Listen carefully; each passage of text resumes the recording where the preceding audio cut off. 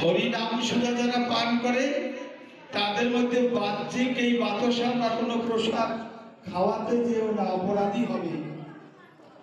যখন ঠাকুরের বন্দনা মঙ্গলাচরণ পাঠ হয় তখন গিয়ে প্রণাম করা শুরু করো না, তখন গিয়ে তোমরাও বন্দনায় গিয়ে সামিল হয়ে যাও, দাঁড়িয়ে হাত জোড়ে দাঁড়িয়ে যাও, বসে যাও।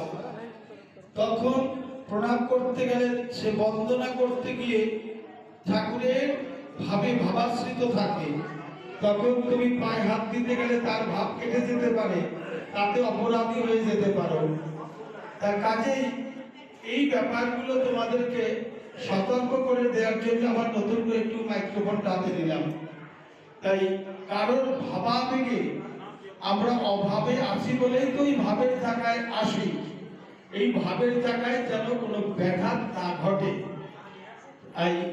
তাই বলছি, যখন বন্দনা মঙ্গলাচরণ বা প্রার্থনাদি হবে তখন কেউ প্রণাম করতে যেও না, মালা পরাতে যেও না, চন্দন দিতে যেও না। তখন সবাই সেই নামের মধ্যে বা বন্দনার মধ্যে ডুবে থাকো। তারপরে বন্দনা মঙ্গলাচরণ আদি হয়ে গেলে, প্রার্থনা হয়ে গেলে তারপর তুমি প্রণাম করো। এই কথাগুলো একটু মাথায় রাখবা।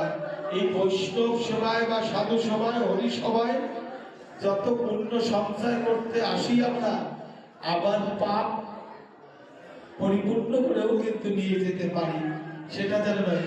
সাধুতে বৈষ্ণবেতে যদি হয় ক্ষুদ্র অপরাধ, মহা মহা ভজনেতে পড়ে যায় বাদ। যাই হোক, যে মধ্যে বলতে পারি, তোমরা বিরক্তি হইও না। এখান থেকে যদি কিছু নেওয়ার থাকে নিয়ে নিও। আমরা নেয়ার জন্য এসেছি, দেওয়ার জন্য আসিনি।